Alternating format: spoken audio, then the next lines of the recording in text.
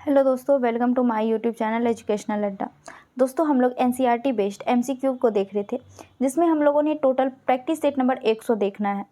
आज हम लोग प्रैक्टिस सेट नंबर 18 को देखेंगे। इससे पहले हम लोगों ने प्रैक्टिस सेट नंबर 17 तक देख चुके हैं। अगर आपने हमारी पहले की वीडियोज़ को नहीं देखा है तो उसे देख लीजिएगा, क्योंकि कॉम्पिटिशन की दृष्टिकोण से काफ़ी महत्वपूर्ण प्रश्न लेकर हम लोग आते हैं, जिसमें टोटल 50 क्वेश्चन होता है एक सेट में। तो अगर आपने पहले की वीडियोज़ को नहीं देखा है तो उसे देख लीजिएगा, और अगर चैनल पर नए हैं तो सब्सक्राइब कर बेल आइकन को प्रेस कीजिए। चलिए स्टार्ट करते हैं आज के सेशन के पहले प्रश्न को। पहला प्रश्न है, लाल मिट्टी की प्रकृति होती है। तो दोस्तों, लाल मिट्टी की जो प्रकृति होती है वह उदासीन से अम्लीय होती है। पीएच मान कैसे निर्भर किया जाता है, किस पर डिपेंड होता है दोस्तों? तो पीएच मान होता है 0 से लेकर 14 तक।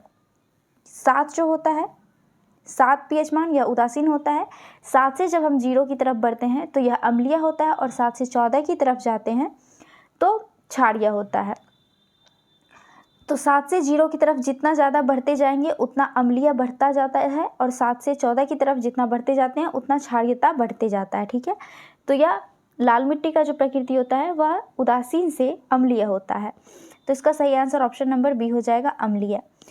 दोस्तों, लाल मिट्टी का प्रकृति तो अम्लीय होता है, लेकिन इसका कलर लाल क्यों होता है? तो यह पोटास की अधिकता की वजह से लाल मिट्टी का कलर लाल होता है। ठीक है, आपको ध्यान रखना है।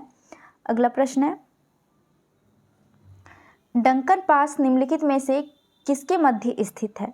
तो दोस्तों, डक्कन पास हिंद महासागर में दक्षिणी अंडमान और लघु अंडमान के बीच स्थित है। कहाँ स्थित है? हिंद महासागर में दक्षिणी अंडमान और लघु अंडमान के बीच स्थित है डक्कन पास। तो इसका सही आंसर ऑप्शन नंबर बी हो जाएगा। अगला प्रश्न है,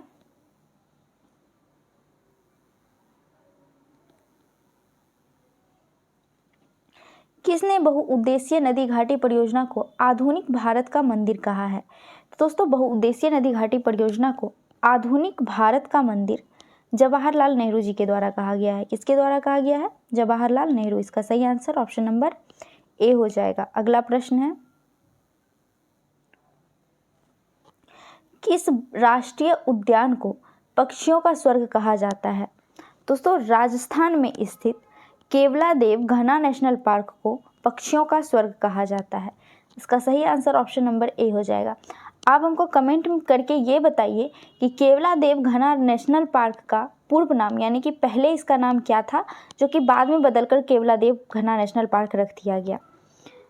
अगला प्रश्न है, त्रिशूल पर्वत शिखर किस भारतीय राज्य में अवस्थित है? दोस्तों, त्रिशूल पर्वत शिखर यह पश्चिमी गढ़वाल में स्थित है। कहाँ स्थित है? पश्चिमी गढ़वाल में। लेकिन पूछा क्या है, किस राज्य में स्थित है? तो दोस्तों, त्रिशूल पर्वत शिखर जो है यह उत्तराखंड के चमोली जिले के निकट स्थित है। कहाँ स्थित है? उत्तराखंड के चमोली जिले के निकट। तो इसका सही आंसर हो जाएगा ऑप्शन नंबर सी।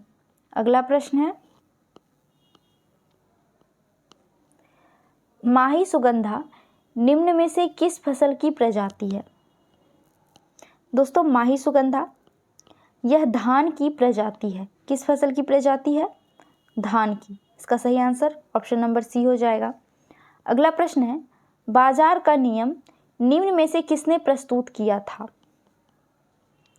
दोस्तों, बाजार का नियम जेवी से ने अपनी बुक ट्रेड डी इकोनॉमिक पॉलिस्ट में किया था। किसमें किया था? ट्रेड डी इकोनॉमिक पॉलिस्टक नामक पुस्तक में इन्होंने बाजार का नियम दिया था। तो इसका सही आंसर हो जाएगा ऑप्शन नंबर बी, जेवी से के द्वारा। अगला प्रश्न है, किस पंचवर्षीय योजना में भारी उद्योग को प्राथमिकता दी गई है? तो दोस्तों, द्वितीय पंचवर्षीय योजना में उद्योग को प्राथमिकता दी गई थी, जो कि 1956 से लेकर 1961 ईस्वी के बीच चलाया गया था। द्वितीय पंचवर्षीय योजना जो कि पीसी महालनोबिस मॉडल पर आधारित है। किस पर आधारित है? पीसी महालनोबिस मॉडल पर आधारित है द्वितीय पंचवर्षीय योजना। इसमें मुख्यतः 3 फैक्ट्री को स्थापित किया गया था। ठीक है, आपको ध्यान रखना है। अगला प्रश्न है, सर्वप्रथम किस देश में मूल्यवर्धित कर यानी कि वैट को लागू किया गया था? सबसे पहले कहाँ वैट लागू किया गया था? तो दोस्तों, यह फ्रांस में सबसे पहले वैट को लागू किया गया था। और ये क्यों लागू किया गया था? तो दोस्तों यह टैक्स के चोरी को रोकने के लिए लागू किया गया था। क्यों लागू किया गया था? टैक्स के चोरी को रोकने के लिए 1954 ईस्वी में फ्रांस में लागू किया गया था वैट को। अगला प्रश्न है, एकमात्र सैक्चुअरी कौन सी है जहां कश्मीरी मृग पाए जाते हैं? तो दोस्तों यह दाचीग्राम राष्ट्रीय उद्यान जो कि श्रीनगर में स्थित है, यहाँ पे कश्मीरी मृग पाया जाता है। इसका सही आंसर ऑप्शन नंबर ए हो जाएगा, दाचीग्राम राष्ट्रीय पार्क। अगला प्रश्न है, जीव मंडल सुरक्षित क्षेत्र का उद्देश्य है। दोस्तों जीव मंडल सुरक्षित क्षेत्र का उद्देश्य क्या क्या है, चलिए देखते हैं। यह है कृषि उत्पादों पर प्रयोग और विकास, तो ये बिल्कुल सही है। दूसरा है वन्य उत्पादों पर प्रयोग और विकास, ये भी सही है। तीसरा है वन्य भूमि के वनस्पति एवं प्राणियों का परीक्षण, जो कि बिल्कुल सही है। तो तीनों जो है दिए गए ऑप्शन में तीनों जीव मंडल सुरक्षित क्षेत्र को का उद्देश्य है, तो इसका सही आंसर ऑप्शन नंबर डी हो जाएगा, उपयुक्त सभी। दोस्तों जीव मंडल सुरक्षित क्षेत्र का शुरुआत का किसके द्वारा किया गया था? तो इसका शुरुआत यूनेस्को के द्वारा 1971 ईस्वी में किया गया था। कब किया गया था? 1971 ईस्वी में यूनेस्को के द्वारा शुरू किया गया था जीव मंडल सुरक्षित क्षेत्र। अगला प्रश्न है, बायोडायवर्सिटी शब्द का प्रयोग सर्वप्रथम किसने किया था? दोस्तों बायोडायवर्सिटी शब्द का प्रयोग सबसे पहले जी रोसेन के द्वारा किया गया था। किसके द्वारा किया गया था? जी रोसेन के द्वारा। इसका सही आंसर ऑप्शन नंबर ए हो जाएगा। अगला प्रश्न है, निम्नलिखित में से कौन सा बल सदैव आकर्षित होता है? तो सदैव आकर्षित बल गुरुत्वाकर्षण बल होता है। कौन सा बल होता है? गुरुत्वाकर्षण। इसका सही आंसर ऑप्शन नंबर डी हो जाएगा। अगला प्रश्न है, निम्नलिखित में से कौन एक विद्युत चुंबकीय तरंग नहीं है? इसमें से कौन सा तरंग है जो विद्युत चुंबकीय तरंग नहीं है? इसका सही आंसर हो जाएगा ऑप्शन नंबर ए, ध्वनि तरंग। यह एक अनुदैर्ध्य यांत्रिक तरंग है, ना कि विद्युत चुंबकीय तरंग। अगला प्रश्न है, शुष्क क्षेत्र का धनोद यानी कि एनोड किसका बना होता है? जो शुष्क क्षेत्र होते हैं उसका एनोड किसका बना होता है? तो आपको ध्यान रखना है, कार्बन का बना होता है। इसका सही आंसर ऑप्शन नंबर ए हो जाएगा, कार्बन। अगला प्रश्न है, हर्ष चरित्र में यामटेची का उल्लेख मिलता है। यमटेची है होती क्या है? यमटेची क्या होते थे जिसका उल्लेख हर्ष चरित्र में किया गया है? तो दोस्तों यह एक रात्रि में पहरा देने वाली स्त्री होती थी। जो रात्रि को पहरा देती थी स्त्री, उसे यमटेची कहते थे। तो इसका सही आंसर ऑप्शन नंबर सी हो जाएगा। अगला प्रश्न है, दिम्बरम का चोल मंदिर किस धार्मिक समूह से संबंधित है? तो दोस्तों दिम्बरम का चोल मंदिर यह नयननार जो कि शिव के उपासक हुआ करते थे, इस समूह का चोल मंदिर है। कौन से समूह का है? नयननार जो कि शिव के उपासक होते थे। तो इसका सही आंसर ऑप्शन नंबर सी हो जाएगा। अब यह दिम्बरम का चोल मंदिर स्थित कहाँ है? तो दोस्तों आपको बता दें, यह तमिलनाडु में स्थित है। कहाँ स्थित है? तमिलनाडु में। अगला प्रश्न है,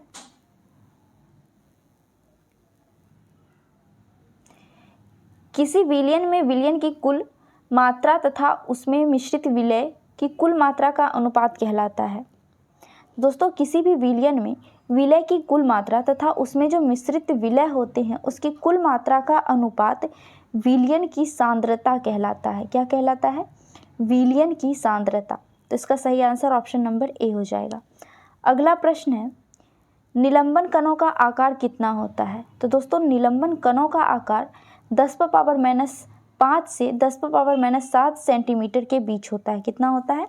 10⁻⁻5 से 10⁻⁻7 सेंटीमीटर के बीच। तो इसका सही आंसर ऑप्शन नंबर बी हो जाएगा। अगला प्रश्न है, अम्ल क्रियाशील धातुओं के साथ अभिक्रिया करके निम्नलिखित में से कौन सा गैस उत्पन्न करता है? तो दोस्तों अम्ल जो है वह क्रियाशील धातुओं के साथ अभिक्रिया करके हाइड्रोजन गैस उत्पन्न करता है। कौन सा गैस उत्पन्न करता है? तो हाइड्रोजन। इसका सही आंसर ऑप्शन नंबर ए हो जाएगा। अगला प्रश्न है, निम्नलिखित में से कौन सुमेलित नहीं है? इसमें से कौन सा सुमेलित नहीं है? चलिए देखते हैं।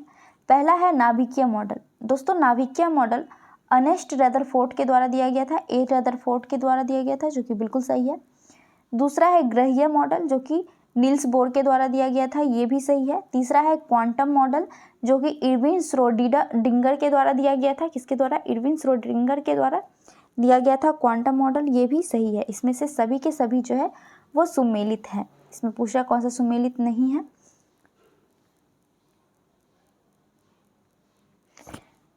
इसका सही आंसर क्या हो जाएगा? ऑप्शन नंबर डी हो जाएगा, सभी सुमेलित है। अगला प्रश्न है,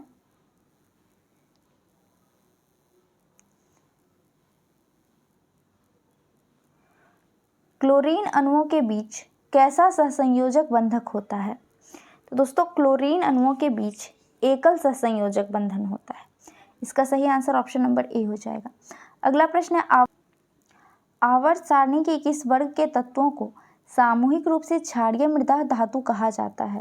तो दोस्तों वर्ग 2 के तत्वों को सामूहिक रूप से क्षारीय मृदा धातु कहा जाता है, जिसमें कि बेरिलियम, मैग्नीशियम, कैल्शियम, बेरियम ये सभी पाए जाते हैं, जो कि एक एल्कलाइन मेटल है।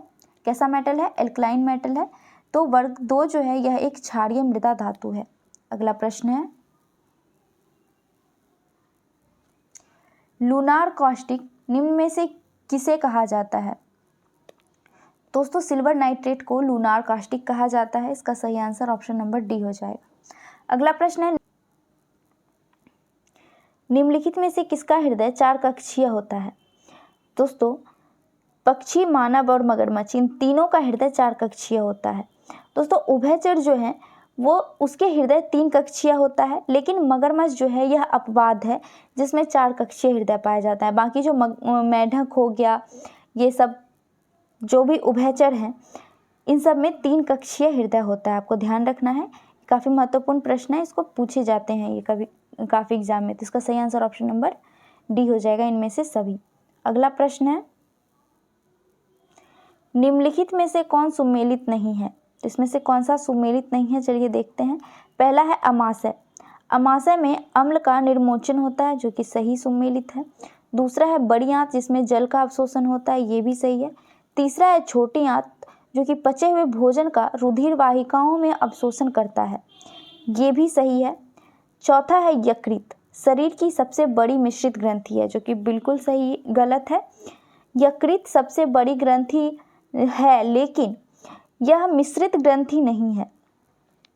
सबसे बड़ी मिश्रित ग्रंथि जो है यह अग्नाशय है, जबकि यकृत शरीर की सबसे बड़ी ग्रंथि है। सिर्फ सबसे बड़ी ग्रंथि जो है वो यकृत हो जाएगा। दूसरी सबसे बड़ी ग्रंथि पूछे तो अग्नाशय होगा, लेकिन मिश्रित सबसे बड़ी ग्रंथि पूछे तो अग्नाशय। आपको ध्यान रखना है, ठीक है। तो ये गलत है, तो इसका सही आंसर क्या हो जाएगा? ऑप्शन नंबर डी हो जाएगा, क्योंकि इसमें सुमेलित नहीं है पूछ रहा था, ठीक है।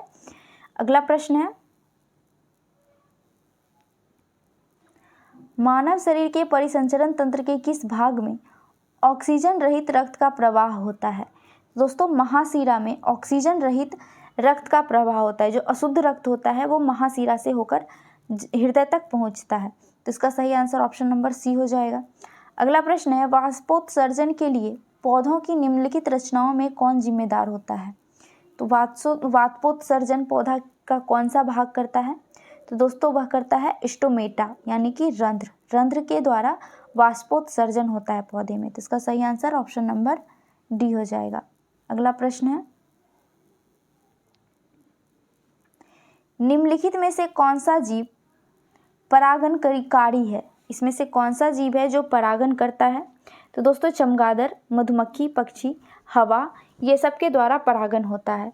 तो ऑप्शन में चमगादड़, मधुमक्खी, पक्षी ये सभी हैं, तो सभी के द्वारा परागण होता है। इसका सही आंसर ऑप्शन नंबर डी हो जाएगा।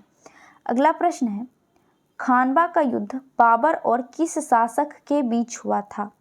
आप हमें पहले ये बताइएगा खानवा का युद्ध हुआ कब था?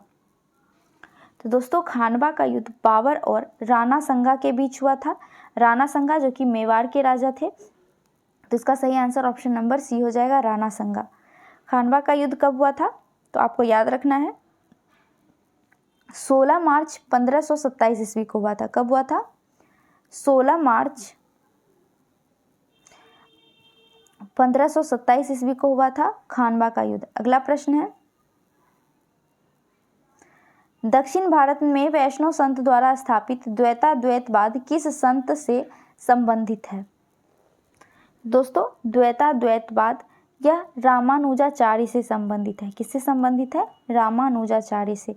इसका सही आंसर ऑप्शन नंबर ए हो जाएगा। अगला प्रश्न है, सल्तनत काल में कृषि विभाग से संबंधित था? तो दोस्तों सल्तनत काल में कृषि विभाग से संबंधित था दीवाने कोही। कौन संबंधित था? दीवाने कोही संबंधित था। और दीवाने कोही की स्थापना मोहम्मद बिन तुगलक के द्वारा की गई थी। अगला प्रश्न है, द्वितीय जैन संगीति कहाँ हुई? दोस्तों द्वितीय जैन संगीति वल्लभी गुजरात में हुई थी। कब हुई थी? तो 512 ईस्वी में हुई थी द्वितीय बौद्ध संगीति वल्लभी में। इसका सही आंसर ऑप्शन नंबर ए हो जाएगा। अगला प्रश्न है,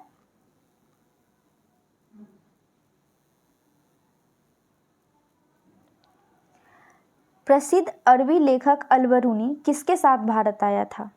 तो दोस्तों अल-बरूनी यह मोहम्मद गजनवी के साथ भारत आया था। इसका सही आंसर ऑप्शन नंबर सी हो जाएगा, मोहम्मद गजनवी। अगला प्रश्न है, सामवेद का ब्राह्मण ग्रंथ निम्नलिखित में से कौन सा है? तो दोस्तों सामवेद का ब्राह्मण ग्रंथ कौन सा है? तो यह पंचवीस है। कौन सा है? पंचवीस। आप हमको बताइए ऐत्रेयी किसका ब्राह्मण ग्रंथ है? दोस्तों गोपथ जो है यह अथर्ववेद का ब्राह्मण ग्रंथ है। कौस्तिकी यह ऋग्वेद का ब्राह्मण ग्रंथ है। कौस्तिकी और ऐत्रेयी ये दोनों जो है यह ऋग्वेद का ब्राह्मण ग्रंथ है, जबकि सतपथ ब्राह्मण यह यजुर्वेद का ब्राह्मण ग्रंथ है। तो इसका सही आंसर हो जाएगा ऑप्शन नंबर ए, पंचवीस। अगला प्रश्न है, गांव में आयोजित भारतीय राष्ट्रीय कांग्रेस का प्रथम अधिवेशन की अध्यक्षता किसने की थी? तो दोस्तों गांव में आयोजित प्रथम भारतीय राष्ट्रीय कांग्रेस अधिवेशन की अध्यक्षता जवाहरलाल नेहरू के द्वारा किया गया था। इसका सही आंसर ऑप्शन नंबर ए हो जाएगा। अगला प्रश्न है, भारत का पहला समाचार पत्र था? तो दोस्तों भारत का पहला समाचार पत्र बंगाल गजट था, जिसके संस्थापक जेम्स अगस्टस हिक्की थे। तो इसका सही आंसर ऑप्शन नंबर डी हो जाएगा। अगला प्रश्न है, भारत में नागरिक सेवा का जनक किसे माना जाता है? तो दोस्तों भारत में नागरिक सेवा का जनक लॉर्ड कॉर्नवालिस को माना जाता है। इसका सही आंसर ऑप्शन नंबर सी हो जाएगा। अगला प्रश्न है, सूची 1 को सूची 2 से सुमेलित करना। एक तरफ संस्था दिया हुआ है और दूसरी तरफ उसका संस्थापक। तो चलिए देखते हैं। पहला है विश्व भारती। विश्व भारती के संस्थापक रविंद्रनाथ टैगोर थे। अभिनव भारत के संस्थापक वी.डी. सावरकर थे। वेद समाज के संस्थापक केशव चंद्र सेन थे और देव समाज के संस्थापक पंडित शिव नारायण अग्निहोत्री थे। कौन थे? पंडित शिव नारायण अग्निहोत्री। तो इसका सही सुमेलित क्या हो जाएगा? हो जाएगा 3, 1, 4 और 2, जो कि ऑप्शन नंबर डी में है। 3, 1, 4 और 2। अगला प्रश्न है, निम्नलिखित में से कौन सुमेलित नहीं है? चलिए देखते हैं दोस्तों। एक तरफ संवैधानिक प्रावधान दिया हुआ है और दूसरा स्रोत यानी कि कहाँ से उसको लिया गया है। पूछ रहा है इसमें से कौन सा सुमेलित नहीं है। तो चलिए देखते हैं। पहला है शासन की संसदीय प्रणाली। दोस्तों शासन की संसदीय प्रणाली ब्रिटेन से लिया गया है, बिल्कुल सही है। दूसरा है राज्य की नीति निर्देशक तत्व, जो कि आयरलैंड से लिया गया है, ये भी बिल्कुल सही है। तीसरा है समवर्ती सूची की अवधारणा, जो कि ऑस्ट्रेलिया से ली गई है, ये भी बिल्कुल सही है। और चौथा है मौलिक कर्तव्य का विचार, जो कि अमेरिका से ना लेकर रूस के द्वारा लिया गया है। किससे लिया गया है? रूस से लिया गया है मौलिक कर्तव्य। तो इसमें यही पूछ रहा है कौन सा सुमेलित नहीं है। तो इसका सही आंसर ऑप्शन नंबर डी हो जाएगा। अगला प्रश्न है,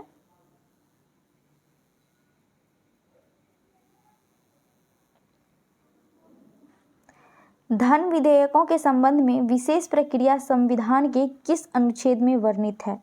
तो दोस्तों धन विधेयक के संबंध में विशेष प्रक्रिया का जो प्रावधान है यह अनुच्छेद 109 में है। किसमें है? अनुच्छेद 109 में। इसका सही आंसर ऑप्शन नंबर ए हो जाएगा।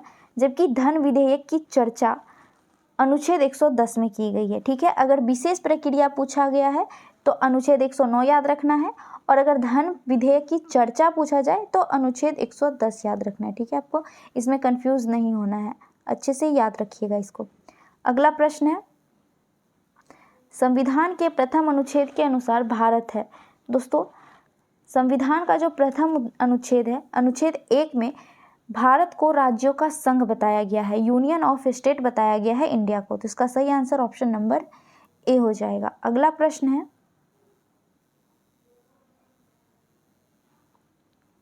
धर्म आदि के आधार पर विभेद या प्रतिषेध एक मूल अधिकार है। निम्न में से किसके अधीन वर्गीकृत किया गया है? दोस्तों यह समता का अधिकार के हिसाब से वर्गीकृत किया गया है धर्म को मूल अधिकार के रूप में। तो इसका सही आंसर ऑप्शन नंबर सी हो जाएगा, समता का अधिकार। अगला प्रश्न है, निम्नलिखित में से कौन सा कथन असत्य है? तो चलिए देखते हैं। पहला है, राष्ट्रपति पद के लिए प्रत्याशी की आयु कम से कम 35 वर्ष होनी चाहिए। बिल्कुल सही है ये। दूसरा है, उपराष्ट्रपति राज्यसभा का सभापति होता है। बिल्कुल सही है। तीसरा है, उपराष्ट्रपति का चुनाव भारत का राष्ट्रपति करता है, जो कि बिल्कुल गलत है। दोस्तों राष्ट्रपति का चुनाव राज्यसभा के सभापति के रूप में होता है, जिसका चुनाव राज्यसभा करता है, ना कि राष्ट्रपति। तो इसका सही आंसर ऑप्शन नंबर सी हो जाएगा। चौथा है, भारत के चौथे राष्ट्रपति वी गिरी थे, जो कि बिल्कुल सही है। तो इसका कौन सा असत्य है? ऑप्शन नंबर सी जो है वो असत्य है। अगला प्रश्न है,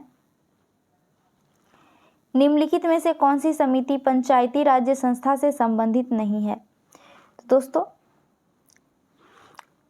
PVN राव समिति जो है यह गरीबी उन्मूलन एवं ग्रामीण विकास से संबंधित है, ना कि पंचायती राज्य से। इसका सही आंसर ऑप्शन नंबर बी हो जाएगा। अगला प्रश्न है, निम्नलिखित में से किस संविधान संशोधन द्वारा दिल्ली को राष्ट्रीय राजधानी का दर्जा दिया गया है?